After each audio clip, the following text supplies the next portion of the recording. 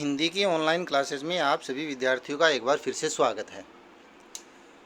हम कक्षा 9 में एक चैप्टर आरंभ कर चुके थे, दो बैलों की कथा, जो प्रेमचंद जी की एक बहुत ही अच्छी कहानी है। और यहाँ तक हम पढ़ चुके थे कि हीरा और मोती जो दो बैल हैं, वो झूरी काछी के बड़े ही स्नेह से पले बड़े हैं, बहुत मेहनत करते हैं झूरी के साथ। झूरी उन बैलों को अपने साले गया के घर भेज देता है और हीरा और मोती ये समझते हैं कि उन्होंने बेच दिया है, और इस कारण वो उस घर से भाग पड़ते हैं, दौड़ करके आ जाते हैं रस्सी उड़ा करके। और जैसे ही वो झूरी के घर आते हैं तो घर और गांव के लोग, लड़के तालियां बजा बजा करके उनका स्वागत करते हैं। यहाँ तक हमने पढ़ा था। ये घटना अभूतपूर्व थी और सभी लोग उन पशु वीरों को रोटियां खिला करके, गुड़ खिला करके, चोकर भूसी चारा खिला करके स्वागत करते हैं और उत्सव सा मनाते हैं। उससे आगे हम आज इस कहानी को लेकर के जाते हैं। एक बालक कहता है, जो उनका स्वागत कर रहे थे हीरा और मोती का, कि ऐसे बैल किसी के पास नहीं होंगे। दूसरे ने समर्थन किया, हाँ, इतनी दूर से दोनों अकेले चले आए, देखो इंसान भी नहीं आ सकते, लेकिन ये आ गए। तीसरा बैल बोला, बैल नहीं है, वे उस जन्म के आदमी हैं, इंसान हैं। इसका प्रतिवाद का मतलब होता है विरोध।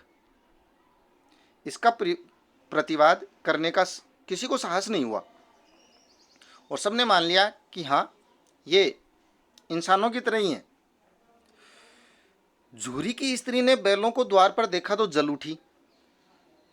जल उठी का मतलब क्रोधित हो गई कि उसके भाई के घर से वापस आ गए ये। बोली, कैसे नमक हराम बैल हैं कि एक दिन भी वहाँ काम नहीं किया और भाग खड़े हुए वापस आ गए।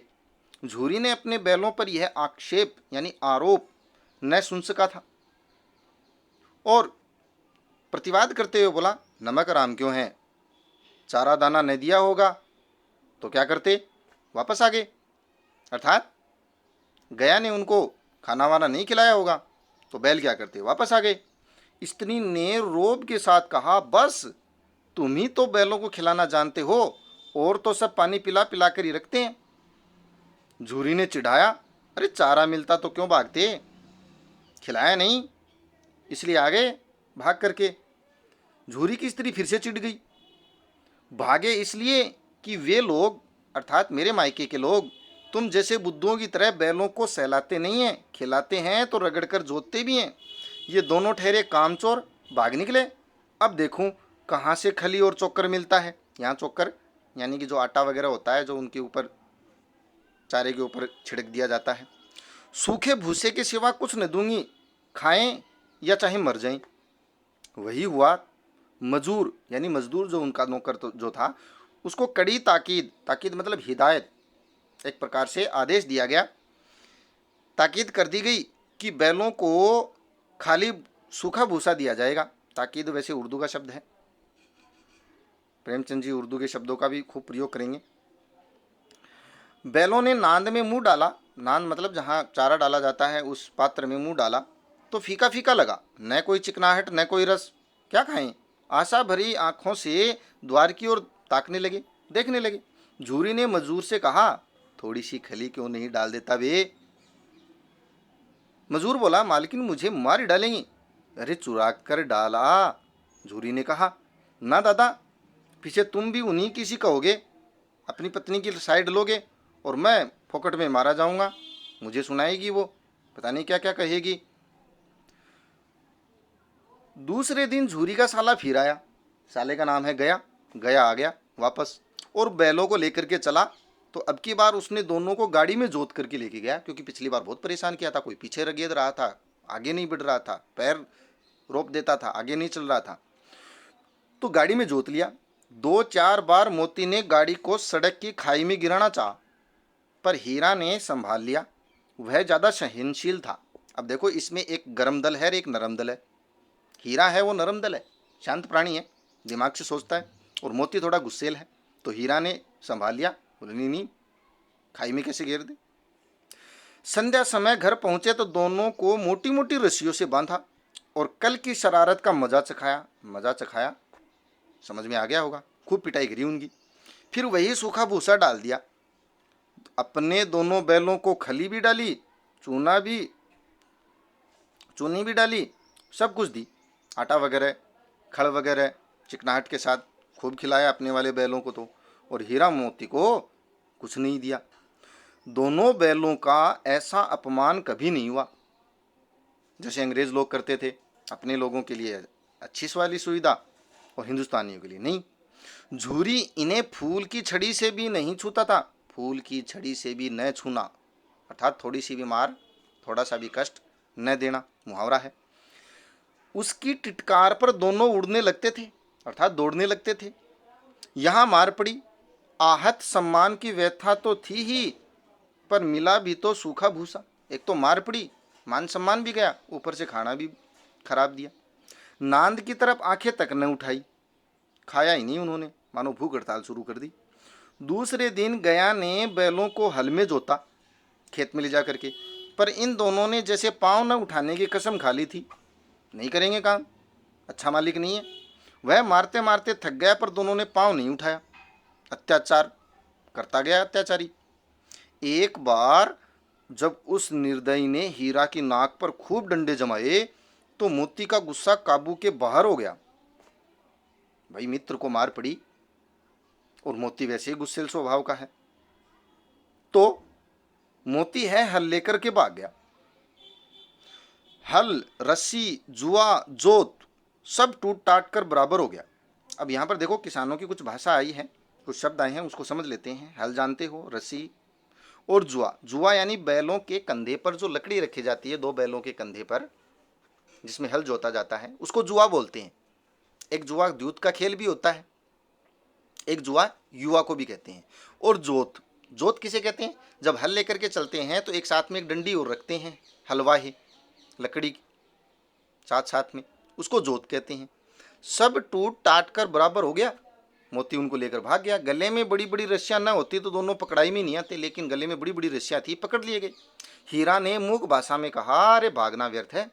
मोती ने उत्तर दिया, क्या करूं, तुम्हारी तो इसने जान ही ले ली थी। हीरा ने कहा, अब की मार बड़ी पड़ेगी, अब ज्यादा और मारेंगे ये, पड़ने दो।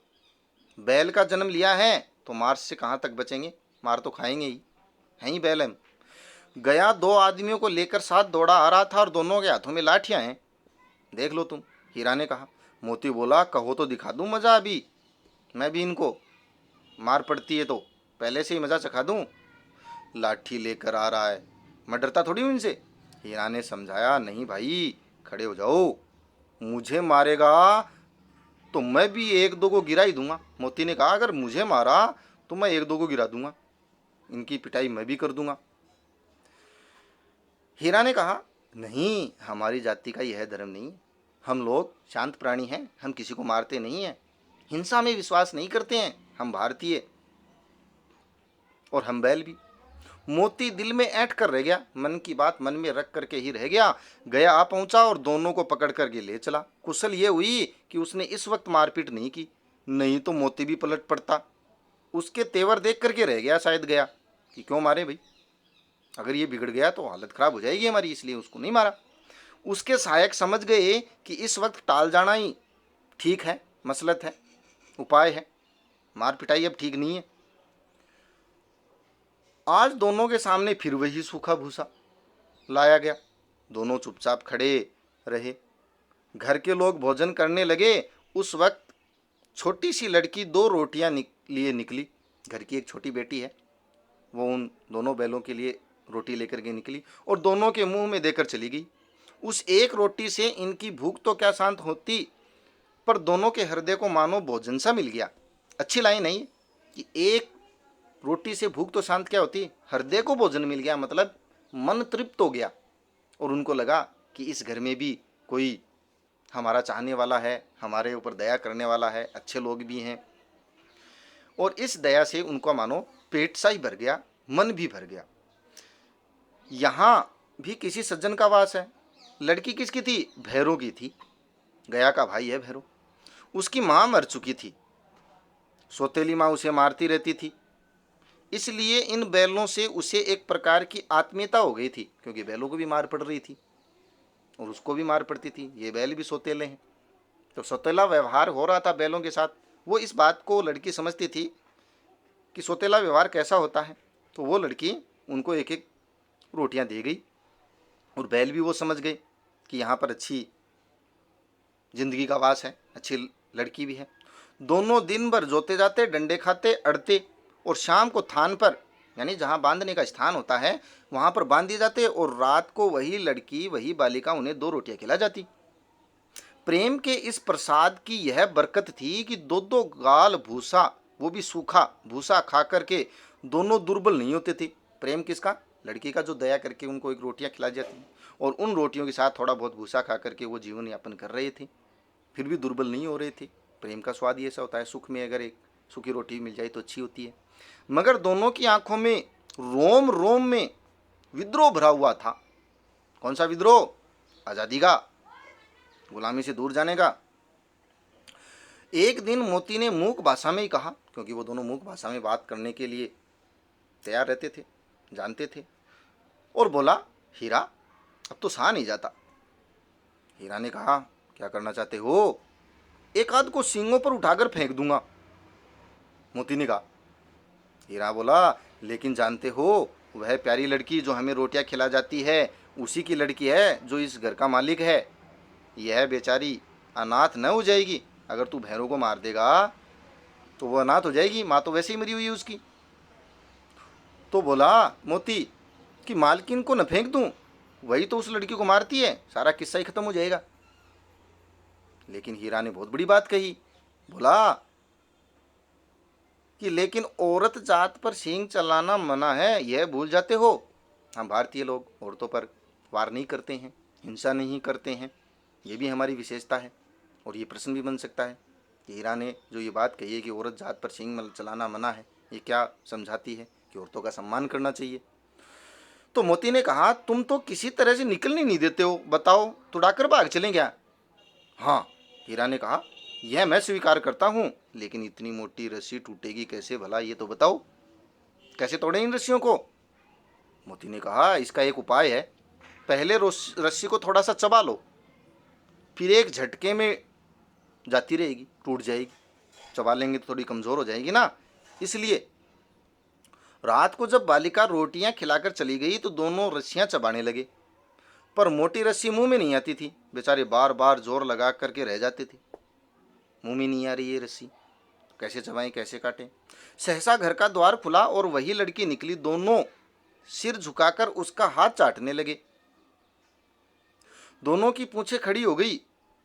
उसने, यानी लड़की ने, उनके माथे सहलाए और बोली, खोले देती हूँ, मैं ही खोल देती हूँ आपको, चुपके से भाग जाओ, नहीं तो यहाँ लोग मार डालेंगे तुम लोगों को। आज घर में सलाह हो रही थी कि इनकी नाकों में नथ डाल दी जाएगी। नाक में सुआ घुसेड़ करके नथ डाल देते थे बैलों के, जो ज़्यादा बदमाश होते थे। तो वो रस्सी खींचने से उनके नाक में दर्द होता था, क्योंकि नाक का जो स्थान होता है वो कोमल होता है। तो लड़की बोली, नाक में नथ डालने का प्रयास कर रहे हैं घर में, बोल रहे हैं। उसने गराव खोल दिया, पर दोनों चुपचाप खड़े रहे, भागे नहीं। क्यों नहीं भागे? मोती ने अपनी भाषा में पूछा, अब चलते क्यों नहीं हीरा? हीरा ने कहा, चले तो, लेकिन कल इस अनाथ पर आफत आ जाएगी, इस लड़की पर। लोग कहेंगे इसने भगा दिया और मार पड़ेगी, सब इसी पर संदेह करेंगे। सहसा बालिका चिल्लाई, बोली, दोनों फूफा वाले बैल भागे जा रहे हैं, वो दादा, वो दादा, दोनों बैल भागे जा रहे हैं, जल्दी दौड़ो। और उन दोनों को भगा दिया। आगे बढ़ते हैं। गया हड़बड़ा करके भीतर से निकला और बैलों को पकड़ने चला, और वे दोनों हीरा मोती भाग पड़े। गया ने पीछा किया, दोनों बैल और तेज हो गए। गया ने शोर मचाया, फिर गांव के कुछ आदमियों को भी साथ लेने के लिए वापस लौट आया। गया कि एक आदमी से पार नहीं पड़ेगी, और को लेके आते हैं गांव से। दोनों मित्रों को भागने का यह मौका मिल गया था। सीधे दौड़ते हुए चले गए, रास्ता देखा नहीं, यहाँ तक कि मार्ग का ज्ञान भी नहीं रहा कि सही रास्ते पर जा रहे हैं गलत रास्ते पर। जिस परिचित मार्ग से आए थे उसका यहाँ पता ही नहीं था, नए नए गांव मिलने लगे। तब दोनों खेत के किनारे खड़े होकर के सोचने लगे अब क्या करना चाहिए। रास्ता तो भूल गए, गलत रास्ते पर आ गए, अब क्या करें, ये तो गांव ही दूसरे आ रहे हैं। हीरा ने कहा मालूम होता है राह भूल गए, रास्ता भूल गए। मोती ने कहा तुम भी बेतहाशा भागे, देखा ही नहीं, वहीं उसे मार गिराना था गया को, फिर आराम से आते। हीरा ने कहा उसे मार गिराते तो दुनिया क्या कहती कि बैलों ने अपना धर्म छोड़ दिया और हिंसा पर आ गए, हम तो अहिंसक प्राणी हैं। वह अपना धर्म छोड़ दे, लेकिन हम अपना धर्म क्यों छोड़े। जैसे हम भारतीय अहिंसा के माध्यम से ही आज़ाद होना चाहते थे, चाहे अंग्रेज अपना धर्म भूल करके हम पर अत्याचार करें, लेकिन हम अहिंसा के पुजारी रहे। तो उसी प्रकार हीरा ने कहा कि चाहे गया अपना धर्म छोड़ दे, हम क्यों छोड़ दे भाई। दोनों भूख से व्याकुल हो रहे थे। खेत में मटर खड़ी थी पास के, चरने लगे। रह रहकर आहट ले लेते थे कि कोई आता तो नहीं है, और खूब मटर खाई। जब पेट भर गया तो दोनों ने आजादी का अनुभव किया, तो मस्त होकर उछलने कूदने लगे। पहले दोनों ने डकार ली, पेट भर गया था तब। फिर सींग मिलाए और एक दूसरे को ठेलने लगे, मटर गश्ती करने लगे पेट भरने के बाद। मोती ने हीरा को कई कदम पीछे हटा दिया, यहां तक कि वह खाई में गिर गया। तब उसे भी क्रोध आ गया, संभल कर उठा और फिर मोती से मिल गया।